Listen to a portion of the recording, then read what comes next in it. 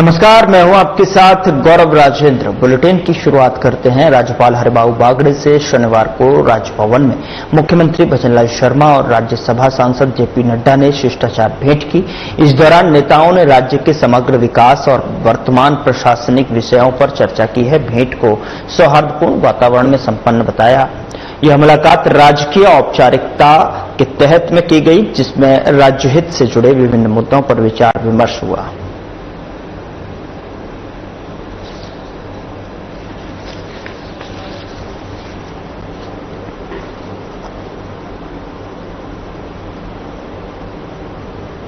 Rajasthan international centre में लोक माता देवी अहिल्याबाई होलकर की 300वीं जयंती पर आयोजित महिला सशक्तिकरण को लेकर महासम्मेलन में केंद्रीय स्वास्थ्य मंत्री जेपी नड्डा और मुख्यमंत्री भजनलाल शर्मा ने हिस्सा लिया। जेपी नड्डा ने बताया कि PM Ayushman Bharat health infrastructure mission के तहत में राजस्थान को 3000 करोड़ रुपए मिलेंगे। साथ ही देश भर में 63 करोड़ लोगों को 5 लाख रुपए तक का स्वास्थ्य बीमा दिया जा रहा है।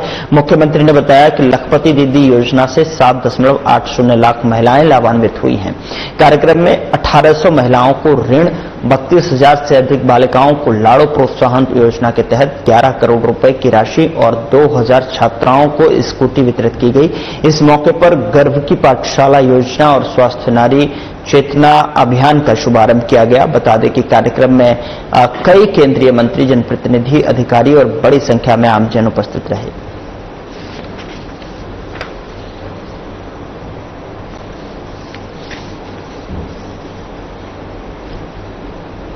इंफ्रास्ट्रक्चर को लेकर यहां पर आह्वान किया है और महिला सशक्तिकरण सम्मेलन का आयोजन किया गया। 300वीं जयंती पर अहिल्याबाई होलकर की और यहां जयंती पर महिला सशक्तिकरण सम्मेलन का आयोजन।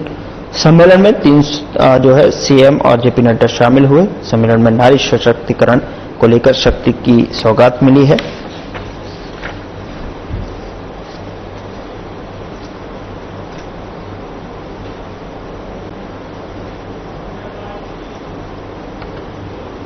बीजेपी के राष्ट्रीय अध्यक्ष जेपी नड्डा ने सीएम भजनलाल शर्मा को लेकर बड़ा बयान दिया।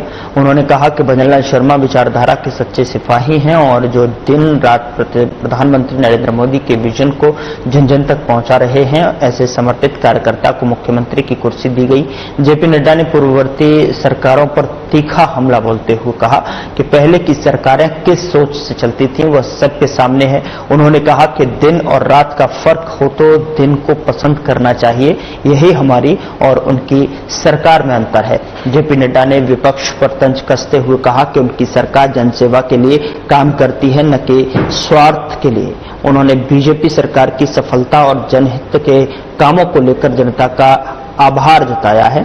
आगे भी विकास कार्यों को जारी रखने का संकल्प व्यक्त किया गया है।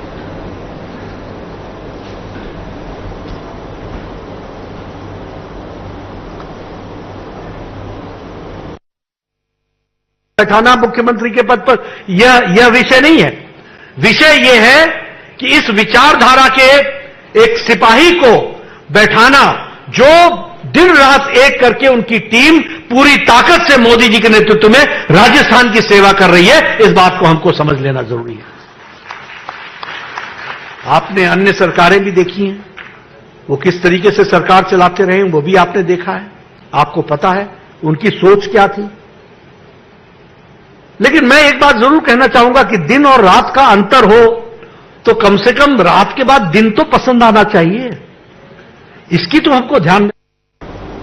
शासन सचिव कृषि एवं उद्यानिकी राजन विशाल ने एग्रो ट्रेड टावर कृषि उपज मंडी समिति Niwai incubation centre Sohail mini food park Sonwa एवं सीईओई देवाड़ावास का निरीक्षण किया और उन्होंने निवाई मंडी के हम्मालों और पलटेदारों को मिशन जीवन सुरक्षा के तहत बीमा कराने के निर्देश कृषि विपणन विभाग को दिए हैं। एग्रो ट्रेड टावर में प्रत्येक दुकान के पास पार्किंग चिन्हित करने हेतु अधिशासी अभियंता को निर्देशित किया गया है। व्यापारियों को, किसानों को इनाम के जरिए भुगतान और दुकान लेने के लिए प्रोत्साहित किया गया है। सोहेल सब यार्ड में नीलामी चबूतरे के कार्यों की गुणवत्ता पर असंतोष व्यक्त कर कार्य शीघ्र सुधारने और चार्जशीट जारी करने के आदेश दिए गए हैं। फूड पार्क सोंडवा में निर्माण कार्यों में पाई गई खामियों पर कड़ी कार्रवाई के निर्देश दिए हैं। सीओई देवाड़ावास में नर्सरी के नेट की मरम्मत, वाटर हार्वेस्टिंग सेंटर की सफाई,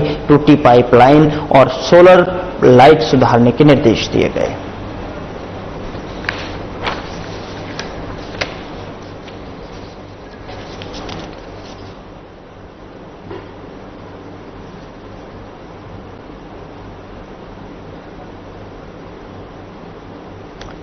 राष्ट्रीय लोकतांत्रिक पार्टी के अध्यक्ष एवं नागौर सांसद हनुमान बेनीवाल ने शहीद स्मारक पर चल रहे धरने में प्रदेश के मेहनतकश युवाओं को हितों की लड़ाई लड़ने का भरोसा दिलाया है। उन्होंने कहा कि पेपर लीक मामले को लेकर मजबूती से संघर्ष करना होगा ताकि व्यवस्था में सुधार हो और अन्यथा आने वाली पीढ़ी हमें माफ नहीं करेंगी। बेनीवाल ने राजस्थान लोक सेवा आयोग, कर्मचारी चयन बोर्ड और माध्यमिक शिक्षा बोर्ड में भ्रष्टाचार उजागर होने पर दोनों मुख्य राजनीतिक दल बीजेपी और कांग्रेस को जिम्मेवार ठहराया है।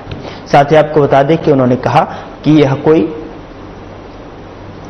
राजनीतिक मुद्दा नहीं है बल्कि प्रदेश के युवाओं के भविष्य से जुड़ा हुआ मामला है। सांसद ने राजस्थान लोक सेवा आयोग के पुनर्गठन और पुलिस उप निरीक्षक भर्ती को रद्द करने की मांग उठाई है।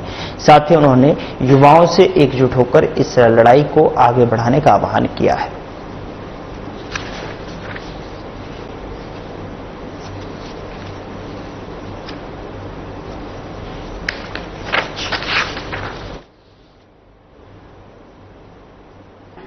अखिल भारतीय विद्यार्थी परिषद यानी कि एबीवीपी की जेएनयू इकाई ने शनिवार को विश्वविद्यालय प्रशासन की उदासीनता के खिलाफ केंद्रीय कार्यालय में कुलपति, रजिस्ट्रार और वित्त अधिकारी के लापता पोस्टर चिपकाए। तो वहीं आपको बता दें कि परिषद ने अधिकारियों की अनुपस्थिति से शैक्षणिक और प्रशासनिक कार्यों के ठप होने और छात्रों के कामों में देरी पर गंभीर चिंता जताई है।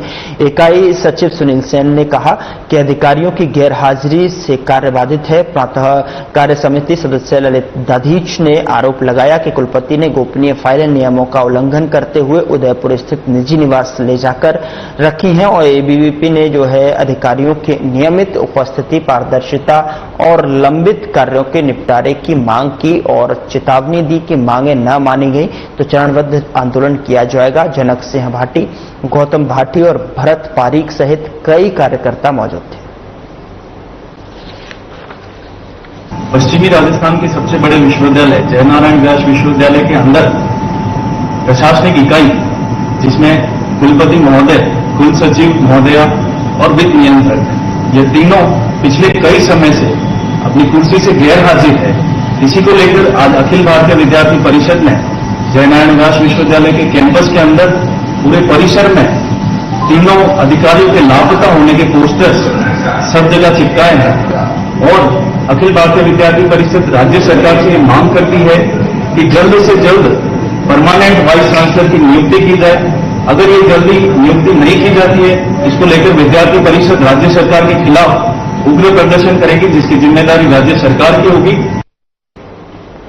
कांग्रेस ने मध्य प्रदेश में संगठन सृजन अभियान को मजबूत करने के लिए पर्यवेक्षक नियुक्त किए हैं। राजस्थान के धीरज गुर्जर, दानिश अबरार, दिव्य मदेरना, इंदिरा मीणा और मुकेश भाकर और मनीष यादव को मध्य प्रदेश में पर्यवेक्षक के रूप में भेजा गया है।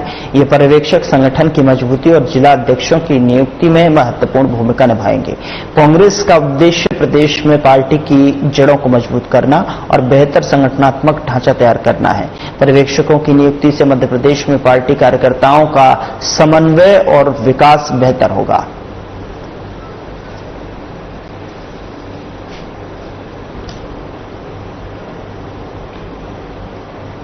जोरावर सिंह गेट स्थित राष्ट्रीय आयुर्वेद संस्थान मानद विश्वविद्यालय जयपुर के अगध तंत्र विभाग द्वारा विश्व तंबाकू निषेध दिवस पर अनामास्किंग द अपील तंबाकू और निकोटिन उत्पादों पर उद्योग की रणनीति विषय पर जागरूकता कार्यक्रम आयोजित किया गया। कार्यक्रम में WHO, और SEARO टीम द्वारा वेबिनार आयोजित किया गया, जिसमें डॉक्टर जकारिया चौहान ने संबोधित किया। कुलपति प्रोफेसर संजीव शर्मा ने तंबाकू से दूर रहने और आयुर्वेद अपनाने की अपील की है। विभागाध्यक्ष प्रोफेसर अनीता शर्मा ने बताया कि संस्थान में अब तक 1500 से अधिक मरीजों का शुद्ध आयुर्वेदिक पद्धति से सफल उपचार किया गया है। साथ ही नशा मुक्ति के लिए OPD 25 में साप्ताहिक सेवाएं दी जा रही हैं और कार्यक्रम के तहत नेशनल ई-पोस्टर प्रतियोगिता आयोजित हुई है, जिसमें विजेताओं को सम्मानित किया गया। साथ ही आपको बता दें कि परिसर में जन जागरूकता अभियान चलाया गया है, जिसमें चिकित्सकों और स्कॉलर्स और आमजन ने उत्साहपूर्वक भाग लिया है।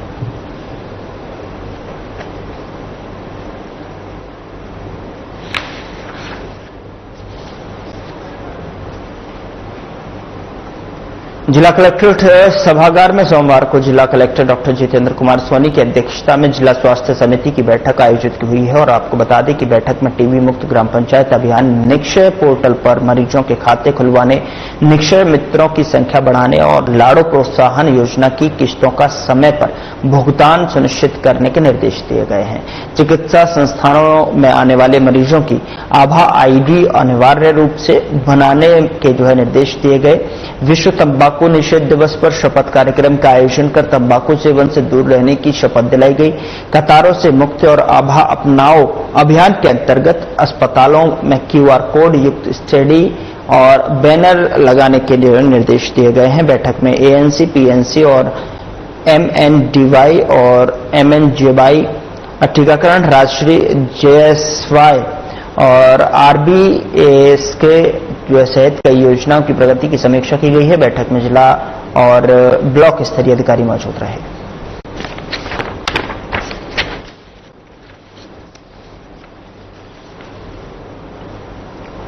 उधर जिला कलेक्टर डॉक्टर जितेंद्र सोनी के निर्देश और मुख्य चिकित्सा एवं स्वास्थ्य अधिकारी जयपुर प्रथम डॉक्टर रवि शेखावत के नेतृत्व में खाद्य सुरक्षा विभाग द्वारा शुक्रवार को कोटपा एक्ट के तहत अहम कार्रवाई की गई है और मानसरोवर मेट्रो स्टेशन स्थित एक किराना दुकान पर छापेमारी कर कोटपा एक्ट की धारा 7 के अंतर्गत 50 सिगरेट पैकेट एवं 10 सिगार पैकेट जब्त किए गए हैं और इस कार्रवाई के दौरान दुकान को चेतावनी देते हुए कोटपा एक्ट की सख्ती से पालना सुनिश्चित करने के निर्देश दिए गए हैं। टीम में खाद्य सुरक्षा अधिकारी विनोद शर्मा, नरेश कुमार और विशाल मित्तल मौजूद रहे। अधिकारियों ने बताया कि सार्वजनिक स्थानों पर तंबाकू उत्पादों की बिक्री और उपभोग पर सख्त प्रतिबंध है और इस प्रकार की कार्रवाई आगे भी जारी रहेगी। यह अभियान तंबाकू निषेध के प्रति जन जागरूकता बढ़ाने और कानून की प्रभावी क्रियान्वयन सुनिश्चित करने की दिशा में एक सशक्त कदम है।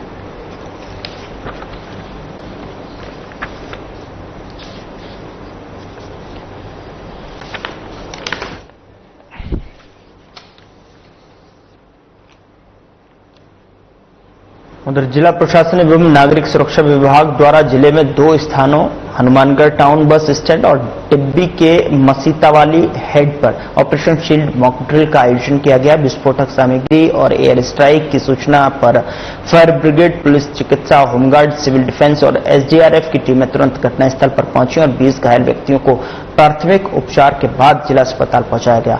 जिला कलेक्टर कानाराम और पुलिस अधीक्षक हरिशंकर भी मॉक ड्रिल स्थल पर मौजूद रहे। उन्होंने अस्पताल की वर्न यूनिट, ट्रॉमा सेंटर और आपातकालीन कक्ष का निरीक्षण किया। दूसरी मॉक ड्रिल टिब्बी में धमाके और डूबने की सूचना पर हुई, जिसमें रेस्क्यू टीम ने सफल बचाव कार्य किया और इस दौरान SDM Satyanarayan Suthar, additional SP Neelam Chaudhary सहित अन्य अधिकारी मौजूद थे। जिला कलेक्टर ने कहा कि यह अभ्यास आपदा प्रबंधन में विभागों की तत्परता और समन्वय का परीक्षण था। आज ऑपरेशन शील्ड के तहत हनुमानगढ़ जिले में 2 जगह मॉक ड्रिल की गई, जिसमें टाउन बस स्टैंड और टीबी में मसीतावली हेड पे, और उसमें 20 कैजुअलिटीज को किस तरह से रेस्क्यू किया जा सकता है, इसकी पूरी एक्सरसाइज कंडक्ट की गई। उसमें विभिन्न विभागों द्वारा कोऑर्डिनेटेड अप्रोच रखते हुए इमीडिएटली मौके पे आए और सभी को रेस्क्यू किया गया, चाहे फायर टीम हो, चाहे मेडिकल टीम हो, पुलिस टीम हो, एवरीवन वाज देयर। अब जो रेस्पॉन्स टाइम रहा है इसको हम लोग एनालिसिस करेंगे, तो कहीं कोई गैप है तो इसको और स्टडी करेंगे। और सभी टीम का अभी तक जो प्राइमा फेसी फीडबैक है बहुत अच्छा रहा और अभी जितने भी कैजुअलिटीज दर्शाई गई उन सबको हॉस्पिटलाइज कर दिया।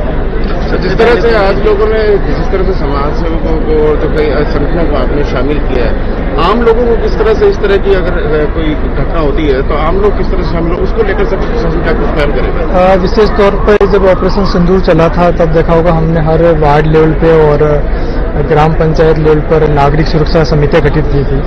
उसका पर्पज यही है कि अगर ऐसी कोई स्थिति बनती है तो इमीडिएटली ये जो सुरक्षा समितियां या आम लोगों तक कम्युनिकेट करें और एयर रेड के समय किस तरह की सावधानियां रखनी है, बचाव के लिए क्या प्रिकॉशंस अप्लाई करना है और कहीं अगर कोई घटना हो जाती है तो रेस्क्यू और रिलीफ मेजर कितने इमीडिएटली किए जा सकते हैं, इसको लेकर बहुत अच्छे से हम लोगों ने ट्रेनिंग भी कराई है। और अभी भी मेरा जिलेवासियों से आग्रह रहेगा कि ऑपरेशन सिंदूर जारी है, हमें ये सारी जो ट्रेनिंग है, प्रशिक्षण है, इनको बहुत सावचेती के साथ में लेना है। अभी आज शाम को एक ब्लैकआउट की और जो है मॉक ड्रिल होगी, जिन स्थानों पर मॉक ड्रिल होगी वहाँ के निवासियों से विशेष तौर पर मेरा आग्रह है कि जब सायरन बजे आप अपने घर की लाइट ऑफ रखें, 15 मिनट के लिए कंप्लीट ब्लैकआउट की इस कार्रवाई में जो है प्रशासन को पहुंचे। जो इस तरह की एक्सरसाइज के दौरान जो छोटे छोटे गैप्स होते हैं उनके इम्प्रूवमेंट में कितना सहयोग मिलेगा सर इस एक्सरसाइज से? डेफिनेटली मिलेगा। पिछली बार जैसे कुछ जगह एम्बुलेंस लेट पहुंची थी, आज फीडबैक दिया कि सबसे पहले एम्बुलेंस पहुंची है, तो डेफिनेटली जो ऑब्जर्वेशंस आए हैं उनके कंसर्न ऑफिशियल को सेंसिटाइज भी कर रहे हैं, ट्रेनिंग भी कर रहे हैं और प्रयास अच्छा है कि इससे लोगों को, आमजन को और हमारे जो नागरिक से जुड़े एजेंसी है, स्काउट, एनसीसी, होमगार्ड्स, नागरिक सेवक, वो सारे अब इससे वेल ट्रेंड हो रहे हैं। पुलिस की तरफ से इसमें दो व्यवस्थाएं थी, एक तो एरिया का कॉर्डन करना, तो मैंने जैसे कलेक्टर साहब ने हम लोगों ने एंट्री की तो अच्छे से इन्होंने कॉर्डन कर रखा था, और दूसरा रेस्क्यू और जो टीमें हैं उनमें सहयोग देना और यहाँ सुरक्षा व्यवस्था बना के रखना। ये हमारे जो अधिकारियों का रेस्पॉन्स टाइम है वो अभी हमारे जो डीएसपी इंचार्ज है उन्होंने नोट कर रखा है, एक बार एनालिसिस करेंगे और जो भी गैप होंगे इसको पूर्ति करने का प्रयास करेंगे। सर, रूटीन प्रोसेस से पुलिस को और ज्यादा बेहतर रिस्पॉन्स टाइम रिकवर करने में किस तरह का मदद मिलेगी? बिल्कुल, इस तरह की एक्सरसाइज से जल्दी ही रिस्पॉन्स टाइम सुधारेगा। हमारी जो टीमें हैं, मैं देख रहा हूँ यहाँ पर हमारे सारे अधिकारी जो कंसर्न लोकल अधिकारी है सच वो टाइमली पहुँच गए, और कभी कभार इस तरह के क्राइम सीन भी बड़े हद से हो जाते हैं, तो उस टाइम भी रेस्पॉन्स टीम में ये जो एक्सरसाइज है वो हेल्प करेगी। जयपुर डिस्कॉम की प्रबंध निदेशक और चेयरमैन आरती डोगरा ने सभी विद्युत उपभोक्ताओं को बेहतर सेवाएं देने के लिए फील्ड अभियंताओं को सख्त निर्देश दिए हैं। उन्होंने नए कनेक्शन जारी करने और डिफेक्टिव मीटर और ट्रांसफार्मर शीघ्र बदलने और निर्बाध विद्युत आपूर्ति सुनिश्चित करने पर जोर दिया गया है।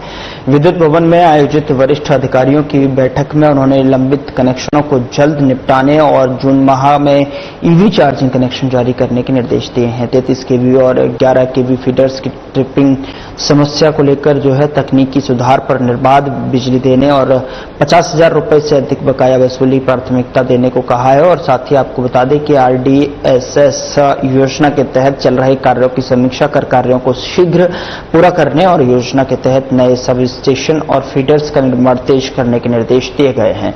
बैठक में सभी मुख्य अभियंता और वरिष्ठ अधिकारी मौजूद थे।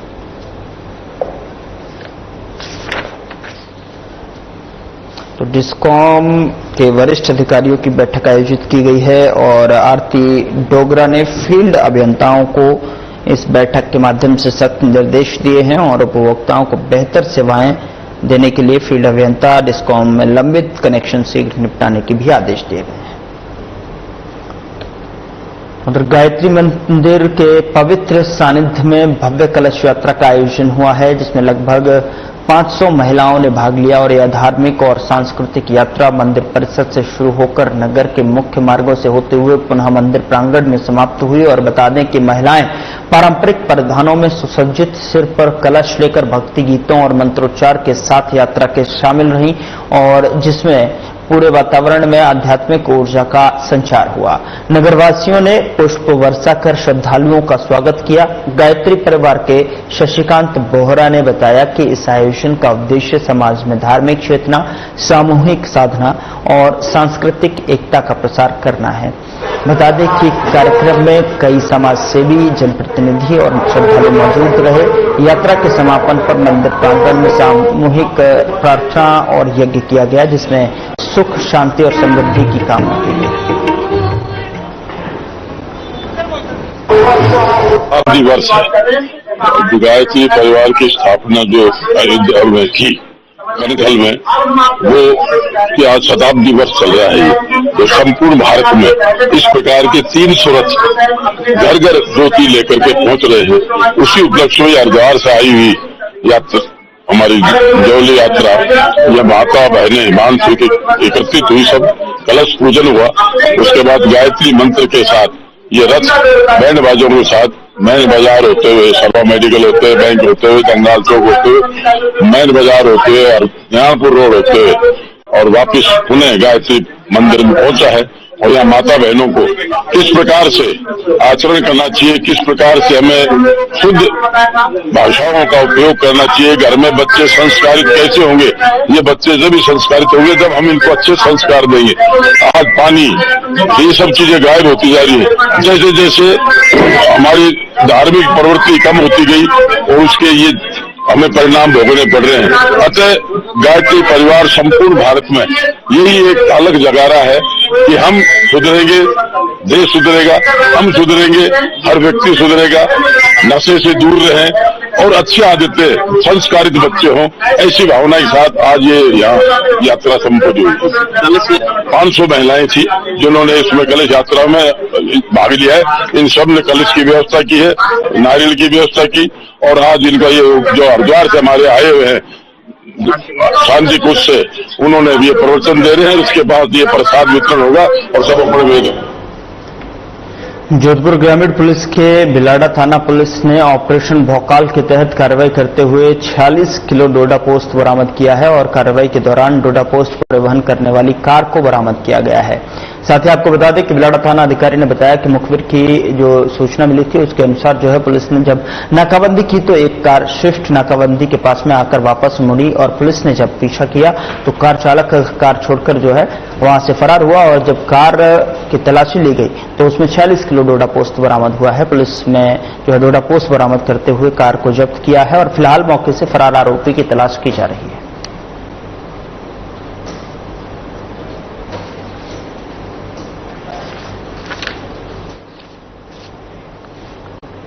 राजगढ़ पुलिस ने जो है दिल्ली मुंबई एक्सप्रेसवे पर टोल कर्मियों के साथ में मारपीट और जानलेवा हमले के मामले में 25,000 के इनामी आरोपी मनोहर उर्फ मुंडे पुत्र विश्राम मीना को गिरफ्तार किया है। दरअसल आपको बता दें कि आरोपी के पास से 315 बोर के 2 जिंदा कारतूस और एक देशी कट्टा बरामद किया गया है। आरोपी झालाटाला लक्ष्मणगढ़ का निवासी है और नारायणपुर कोटपुतली बहरोड थाने के हत्या के मामले में भी फरार चल रहा था। दरअसल आपको बता दें कि थानाधिकारी राजेश मीना ने बताया कि 9 अप्रैल 2025 को आरोपी अपने साथियों के साथ टोल पर विवाद कर फरार हो गया था और 10 अप्रैल की रात को दोबारा आकर कर्मचारियों पर जानलेवा हमला किया था। इस मामले में पहले ही 3 आरोपी गिरफ्तार और एक बाल अपचारी निरुद्ध किया जा चुका है और पुलिस टीम ने सतर्कता से जो है कार्रवाई करते हुए आरोपी को दबोच लिया है।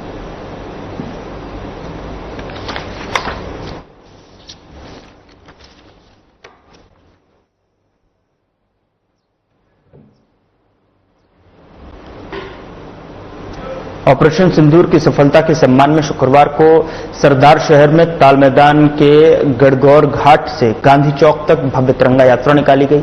यात्रा में सजे धजे ऊंट, घोड़े, बैंड बाजे, डीजे और एनसीसी स्काउट्स और पूर्व सैनिक के साथ में एनसीजी कमांडो संजय सारण, मां भारती और आतंकी हमले की झांकियां आकर्षण का केंद्र रही हैं।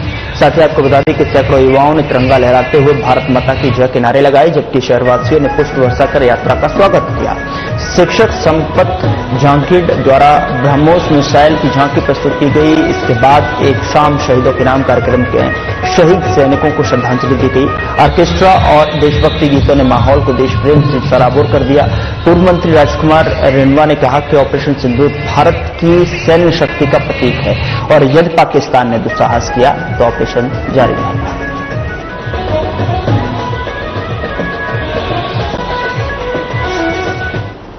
फिलहाल बुलेटिन में इतना ही। नमस्कार।